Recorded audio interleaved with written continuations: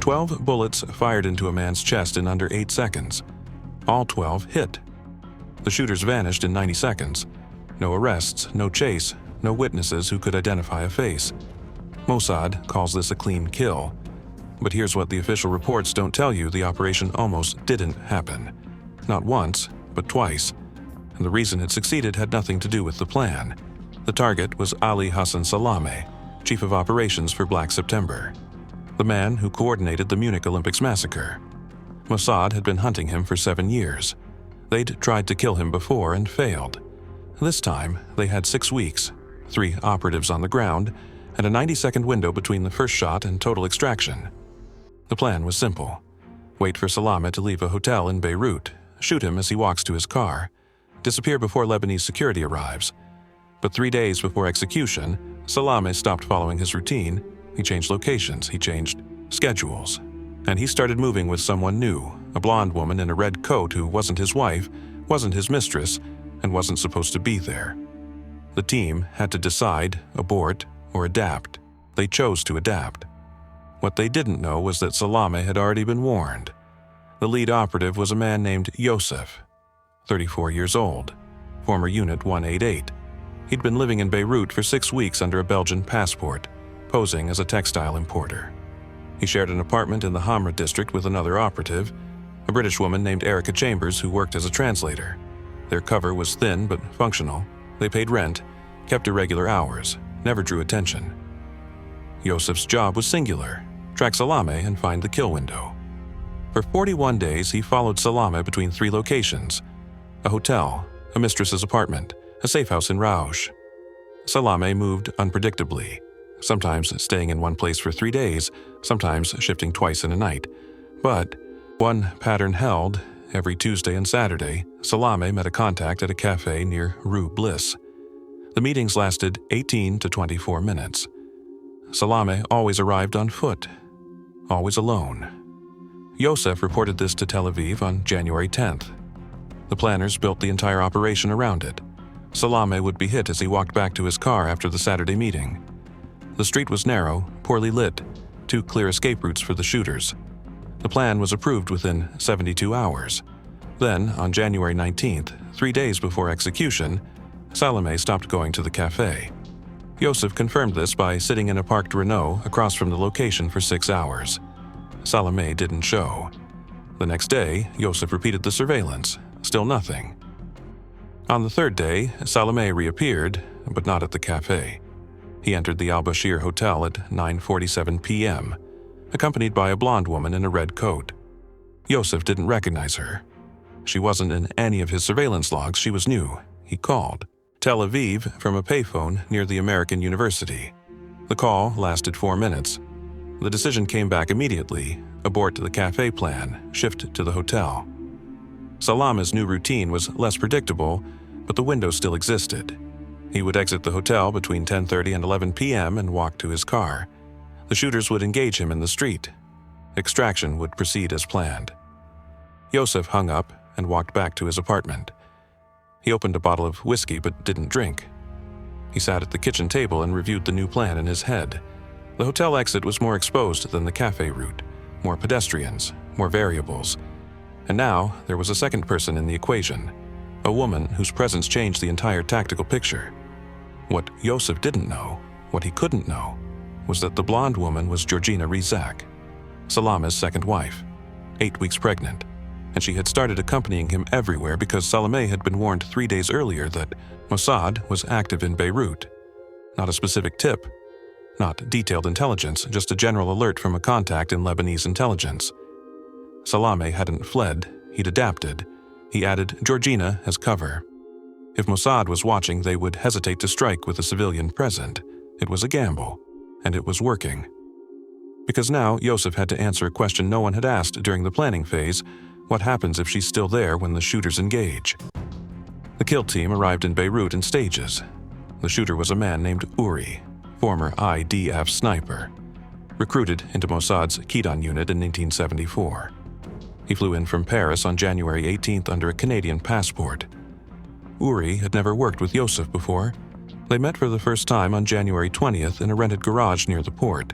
Uri test fired the weapon twice into a stack of sandbags, a modified Beretta 70 with a 13-round magazine. Both rounds clustered within 4 centimeters at 7 meters. Uri said the weapon was acceptable, but noted the trigger pull was heavier than he preferred. No modifications were made, there wasn't time. The backup shooter was a woman named Talia. She arrived separately from Rome, carrying a secondary weapon, a Walther PPK, sewn into the lining of a leather handbag. Her role was to provide covering fire if Uri's magazine failed, or if Salome moved unexpectedly. She'd worked 3 prior operations in Beirut and knew the street grid better than anyone on the team. Talia would also drive the primary extraction vehicle, a white Volkswagen Golf parked 2 blocks from the al-Bashir. The third member was a lookout named David, stationed in a cafe across from the hotel.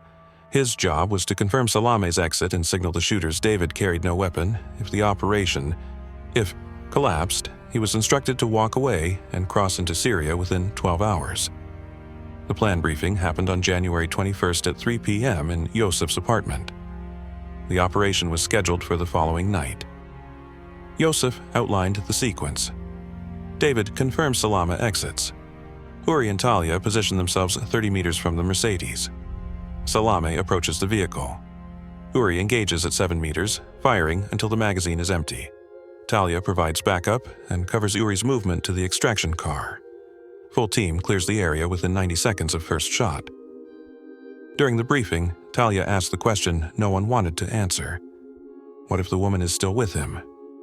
Yosef paused. The question had been raised in Tel Aviv during planning, but no clear directive had been issued. The official position was that collateral damage was acceptable if it secured the primary target. Unofficially, killing a civilian woman in close proximity to Salome would complicate the operation's political framing. Mossad preferred surgical kills. This would not be surgical. Yosef gave the only answer he had. If she's there, she's there. The primary objective doesn't change. Talia didn't respond. Uri nodded. But what no one said aloud was that they were now operating with incomplete information. Salome's pattern had shifted. His security posture had changed. And they were moving forward anyway because the alternative, aborting after 6 weeks of surveillance, meant losing him entirely. The room went quiet. Yosef poured coffee. Uri checked the Beretta's magazine one more time. Talia stared at the street map taped to the wall, tracing the extraction route with her finger. Then David spoke. He'd been silent through most of the briefing. What if he doesn't come out alone tomorrow either? Yosef looked at him. Then we execute anyway, and if she's in the line, then she's in the line. David didn't push further, but the tension in the room shifted. This wasn't a tactical question anymore, it was a moral one. And Mossad doesn't train operatives to resolve moral questions in the field. They train them to follow directives. The directive was clear: eliminate Salome. Everything else was secondary. At 9:42 p.m. on January 22nd, David entered the cafe across from the al-Bashir Hotel. He ordered coffee and positioned himself near the window. Uri and Talia were already in position. Uri stood near a shuttered bakery, partially concealed by a parked delivery truck. The Beretta was holstered beneath his jacket. Talia sat in the Volkswagen Golf, engine off, 2 blocks south. The street was quiet. A few pedestrians passed, but none lingered. Conditions were optimal. At 10:14 p.m., Salome exited the hotel. He was alone. David saw him immediately and gave the signal, a brief adjustment of his newspaper. Uri saw it. He moved toward the Mercedes, closing the distance to 15 meters. His hand moved to the Beretta. Then Salome stopped. He turned and walked back toward the hotel entrance. Uri froze. From his position, he couldn't see the entrance clearly, but he assumed Salome had forgotten something. The operation was still viable. The window was narrowing, but it was still open. 30 seconds later, Salome re-emerged. Georgina Rizak was with him. She wore the red coat. She was holding Salome's arm. They walked together toward the Mercedes. Uri had a decision to make. The plan had always assumed Salome would be alone. The presence of a second person introduced variables: positioning, movement speed, potential interference with the shot. But the directive from Tel Aviv had been clear: execute if the opportunity exists. Uri judged that it did. He moved forward. The distance closed to 10 meters, then 8. Salame reached the Mercedes and began unlocking the driver's side door. Georgina stood on the passenger side, waiting. Uri raised the Beretta. He had a clear line on Salame's torso. His finger moved to the trigger. Then a car turned onto the street. Headlights swept across Uri's position. He stepped back instinctively, lowering the weapon. The car passed. By the time Uri repositioned, Salame had opened the door and slid into the driver's seat. Georgina was already inside. The Mercedes engine started. Uri didn't fire. The window had closed. He walked back toward the bakery, then continued south toward the extraction point. The operation had failed. The team regrouped at Yosef's apartment at 11:30 p.m. No one spoke during the first 5 minutes. Finally, Yosef asked Uri why he hadn't taken the shot. Uri's answer was factual. The car entered the line. I couldn't guarantee the hit. If I'd fired and missed, or if I'd hit her instead, we'd have burned the operation and gained nothing. Talia agreed. David said nothing. Yosef didn't challenge the decision, but he also didn't defend it. The reality was simple. They had one chance and it was gone. At 1:14 a.m., Yosef called Tel Aviv. The conversation lasted 6 minutes. The decision on the other end was immediate. The operation would proceed the following night. Salame's routine had shifted, but the al-Bashir remained his base. He would exit again. The team would be ready. But now, there was a new problem. Talia raised it during the debriefing. If Georgina continued to accompany Salame, and if she was struck during the shooting, the noise would draw immediate attention. Beirut in 1979 was not a quiet city, but gunfire in the Hamra district, especially involving a woman, would generate a response within minutes. The 90-second extraction window assumed chaos but not pursuit. If Lebanese security forces or Salame's own network mobilized quickly, the escape routes would collapse. Yosef asked if the team wanted to abort.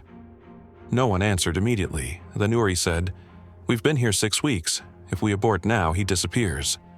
We may not get another window." The decision was made. The operation would proceed. But what they didn't know, what they couldn't know, was that their assumption about Salame's ignorance was wrong. He hadn't changed his routine randomly. He'd been warned. Not about the specific operation, but about increased Mossad activity in Beirut. A contact within Lebanese intelligence had passed word to Salame's network 3 days earlier. Salame hadn't fled, he'd adapted. He added Georgina as cover. If Mossad was watching, they would hesitate to strike with a civilian present. And they had. Once. The question now was whether they would hesitate again. On the night of January 23rd, the setup repeated. David entered the cafe at 9:40 p.m. Uri positioned himself near the bakery at 9:55 p.m. Talia sat in the Volkswagen, engine idling this time. The street was quieter than the previous night. Fewer pedestrians. No parked delivery trucks. Uri checked the Beretta one last time. 13 rounds. He'd already decided he would fire 12. The 13th was insurance in case the magazine jammed or if he needed a final confirmation shot. He didn't plan to use it. At 10:08 p.m., Salame exited the hotel. Georgina was with him again. Uri felt his chest tighten, not panic, just recognition. The variable from the previous night hadn't disappeared. It had returned. And now he had to decide whether the directive still held. They walked together toward the Mercedes. Salame's hand was on Georgina's lower back, guiding her forward. She was talking. Uri couldn't hear what she was saying, but her body language suggested she was relaxed. Salame wasn't scanning the street. He wasn't checking his surroundings. He looked comfortable. Uri moved. The distance closed to 12 meters, then 10. Salame unlocked the car. Georgina stepped toward the passenger side. Uri raised the Beretta. Then Salame stopped. He turned back toward the hotel entrance, still holding the car keys. Georgina paused, confused. Salame said something to her. She nodded. He walked back toward the hotel, leaving her standing beside the Mercedes. Uri lowered the weapon. This was the abort scenario they'd discussed. If Salame re-entered the hotel, the operation would collapse. The window would close.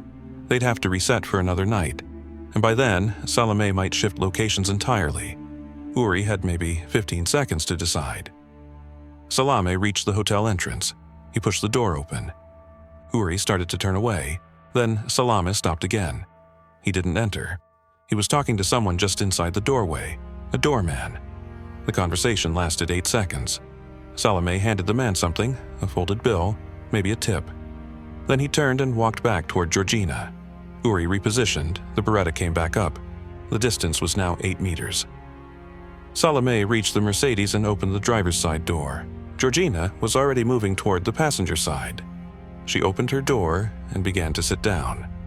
Uri had a clear line on Salame's upper body.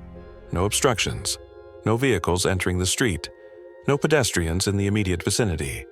The conditions were as clean as they would ever be, but Georgina was still visible.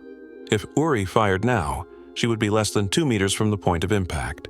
Blood spray, panic, she would scream, and that scream would cut the 90-second extraction window in half. Uri hesitated. Not long, maybe 3 seconds, but long enough to second-guess the shot. Long enough to think about what Talia had said during the briefing. Long enough to wonder if Tel Aviv had fully considered the cost of firing with a pregnant woman in proximity. Then Salame sat down in the driver's seat. His torso was now partially obscured by the car doorframe. The angle had shifted. Uri's line of fire was no longer clean. If he fired now, the round might hit the doorframe first, deflecting the shot. Or it might pass through and strike Georgina instead. Uri lowered the weapon again. Salame closed the driver's side door. The Mercedes engine started. Georgina was still visible through the passenger window, adjusting her seatbelt. The car began to roll forward. Uri turned and started walking south. The operation had failed again. He'd gone maybe 5 meters when he heard the car stop. Uri looked back. The Mercedes had braked suddenly about 10 meters from where it had been parked. The driver's side door opened. Salame stepped out. He was holding something, a cigarette lighter. He must have dropped it. He bent down, searching the pavement near the door. Georgina remained in the passenger seat. The engine was still running. Uri made the decision in less than 2 seconds. He reversed direction, moving back toward the Mercedes. The Beretta came up. The distance close to 7 meters. Salame was still bent over, focused on finding the lighter. He wasn't looking up. He wasn't scanning. He was completely exposed. Uri fired. The first shot entered Salame's upper back, just below the left shoulder blade. Salame jerked forward, his body slamming against the open car door. Uri advanced. 6 meters now. He fired again. The second shot hit Salame's ribcage. Salame's legs gave out. He collapsed halfway into the car, his torso draped over the driver's seat. Georgina screamed. Uri kept moving. 5 meters. He fired a third shot into Salame's neck. Blood sprayed across the interior of the Mercedes. Georgina tried to push herself out of the passenger seat, but her seatbelt was still fastened. She was trapped. Her hands were up, covering her face. Uri fired the fourth shot, then the fifth. Both struck Salame's torso. The body convulsed once, then went still. Uri was now less than 4 meters from the car. He could see Georgina's face clearly. She was looking directly at him. Her mouth was open, but no sound was coming out, just shallow, rapid breathing. Uri fired the sixth shot, then the seventh. Both hit center mass. Salame's body slumped further into the car, half on the seat, half on the pavement. The eighth shot shattered the driver's side window. The ninth exited through the windshield. The 10th struck the headrest. The 11th hit Salame's shoulder. The 12th entered just below the ribcage. Uri stopped firing. Georgina was still in the passenger seat, seatbelt fastened, hands covering her face. She hadn't moved. She wasn't hit. Uri turned and began walking south. His pace was controlled, not running, not slow, precisely calibrated to avoid drawing attention. Behind him, Georgina's scream finally broke. It was sharp, cutting through the street noise. A few pedestrians began moving toward the Mercedes. Someone shouted. Another voice joined. The chaos Uri had anticipated was beginning. He reached the corner and turned west. Talia's Volkswagen was already moving toward him. The passenger door opened. Uri slid in. The car pulled away from the curb and turned onto Rue Hamra. Total elapsed time from first shot, 47 seconds. Talia didn't speak. Uri didn't look back. The Beretta was still in his hand. Slide locked back, magazine empty. He ejected it and placed both the weapon and the magazine into a canvas bag on the floor. Talia would dispose of them later. They drove west for 3 minutes, then turned south toward the port. The streets were quiet. No sirens yet, no pursuit. The operation had succeeded, but Yuri's hands were shaking. Not from adrenaline, from something else. He'd hesitated twice. Once the previous night, once tonight. And both times the hesitation had nearly cost them the kill. The only reason Salome was dead was because he'd dropped a lighter and stepped out of the car a second time. Uri had made the right decision. He knew that. But it didn't feel right. It felt accidental. David remained in the cafe. He saw the Mercedes. He saw Georgina stumble out of the passenger seatbelt finally released, falling to her knees beside the car. He saw the first pedestrian reach her. Then a second. Within 90 seconds, a small crowd had formed. David paid for his coffee and left through the rear exit. He walked north toward the port, where a fishing boat was waiting. By 11:30 p.m., he was across the border into Syria. Yosef stayed in the apartment. His extraction was scheduled for the following morning via a commercial flight to Athens. He destroyed all operational documents and walked to a payphone near the American University at 11:45 p.m. He called Tel Aviv and reported 2 words. Package delivered. The line went dead. Yosef walked back to the apartment and sat in the kitchen. He didn't pour the whiskey this time, he just sat. The operation was complete. Salome was dead. The team had exfiltrated without compromise. By every measurable standard, the mission was a success. But Yosef couldn't stop thinking about the lighter. If Salome hadn't dropped it, he'd still be alive. The Mercedes would have driven away. Uri would have walked south. The team would have aborted for a second night. And then what? Would Salome have shifted locations again? Would the window have closed permanently? The operation succeeded because of an accident. Not because of the plan. Not because of 6 weeks of surveillance. Not because of disciplined execution. Because a man dropped a lighter and bent down to pick it up. Yosef boarded the flight to Athens at 7:15 a.m. He didn't sleep. Georgina Rizak was found by Lebanese police 14 minutes after the shooting. She was transported to a hospital and treated for shock. She was 8 weeks pregnant. The pregnancy was not affected. The official Lebanese investigation concluded within 6 days. No arrests were made. Mossad's involvement was suspected but never confirmed. Salome's death was reported in international media as a targeted assassination, attributed to Israeli intelligence, but the strategic impact was not what Tel Aviv had anticipated. Salome's death removed a key figure from Black September's operational structure. That part was true. But it didn't dismantle the organization. Within 3 months, Salome's role was filled by a successor named Abu Daoud, who proved more cautious and significantly harder to track. The intelligence Mossad had accumulated on Salome's network, contacts, safe houses, communication methods, became partially obsolete almost immediately. Abu Daoud changed everything.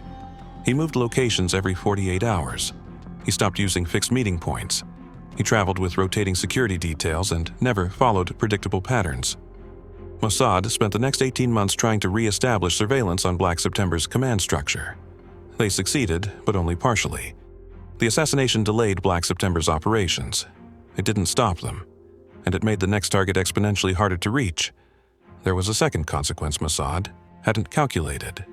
Salome's death became a rallying symbol. His funeral in Beirut drew over 2,000 people, including senior PLO leadership. His widow, Georgina, gave a single interview to a Lebanese newspaper in 1984. She described the sound of the gunfire as mechanical, like a typewriter. She said she never saw the shooter's face, but she remembered the silence afterward. The way the street went quiet for maybe 5 seconds before the screaming started. That interview was reprinted in Palestinian media for years. Salome became a martyr. His death didn't weaken Black September's narrative. It strengthened it.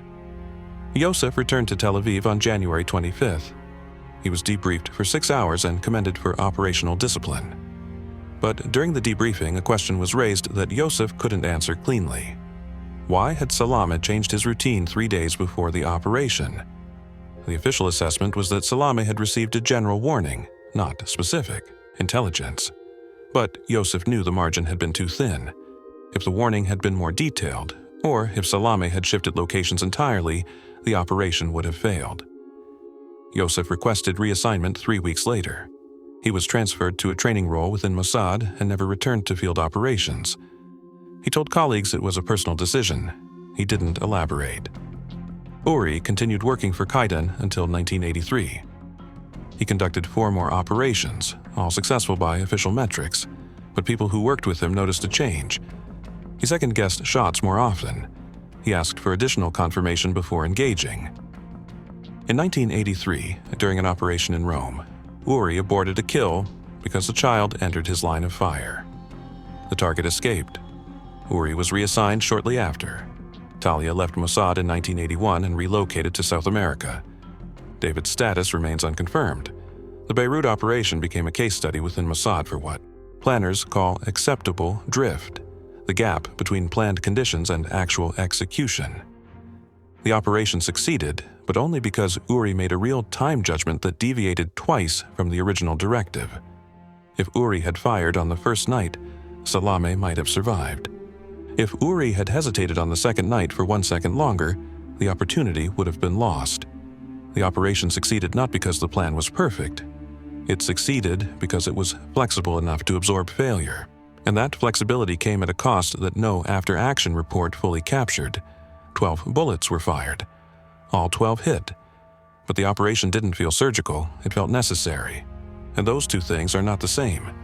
If you're interested in the hidden mechanics of intelligence operations, the plans that worked, the ones that didn't, and the costs no one talks about, subscribe to Hidden Ops.